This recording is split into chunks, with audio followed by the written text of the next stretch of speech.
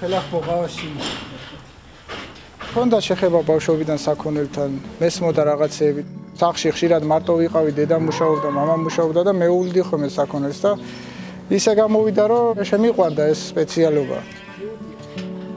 გადავწყვიტე ბოლოს, რომ მაინც ჩამემბარებინა სავეტერინარო მედიცინის ფაკულტეტზე ზოოვეთში. შემდეგ ჯარი მოვიხადე და იმის შემდეგ 4 წელზე მეტია უკვე რაც ამ კომპანიაში მუშაობდა, ძალიან კმაყოფილი ვარ ამით. ვეტერინარიაში ახალგაზრდების პრობლემა არის მსხვილფეხა რქოსანი პირუტყვის მხრივ.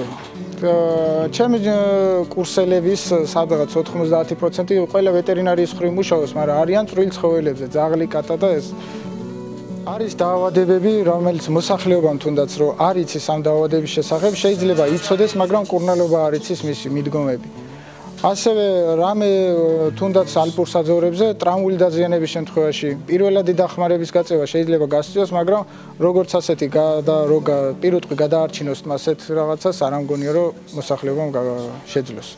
ამიტომ აუცილებელია ვეტერინარის ყოფნა და ვეტერინარის კონტროლი აუცილებელია.